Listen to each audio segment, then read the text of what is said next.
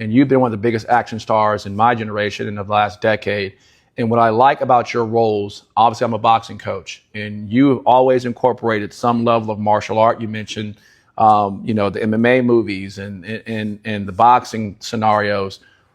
You keep yourself in impeccable shape and in condition. Obviously you come down here and visit us when you're filming in Atlanta. I know you do a lot of training back home with Fortune Boxing Club in Churchill back in California. Tell us how you, number one, got into combat sports.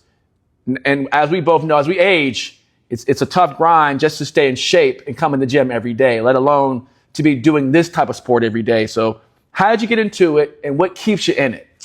Great. I got into it like a lot of kids at a very young age. I think I was 6 or 7 years old, and I started with Shotokan karate. Was the neighborhood corner. At the time, there was no jiu-jitsu. There was very few boxing gyms that were for the general public. Sure. And but there was always this like corner little studio of Shotokan karate, and that's how I started, which led me to get into wrestling at about 10 years old.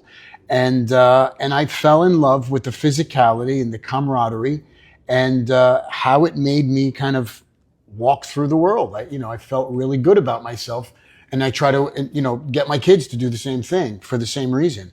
And then that led me into boxing, and I was very heavily into wrestling, and that led me into boxing. And after wrestling, I got into jiu-jitsu, and it's an amazing way to discipline yourself, your mind, and it's the most amazing way to keep your body fit, sure, and loose. And it's also a great therapeutic practice. I think martial arts and boxing. It's a very zen. People think it's violent, and it's very zen. It's a repetitive thing over and over. 1, 2, 3, 4. 1. It puts you in a state of zen for me, and it's my therapy. And, I can't imagine waking up and the first thing I'm not going to do is go and train if I have the time. It's like, it's not even a question. Right. It's like, I even love sometimes when I wake up and I don't feel like going, I'm going to go, but I'm going. I mean, I'm not going to go. Sure. Because I have a feeling that I'm not feeling like I don't want to go.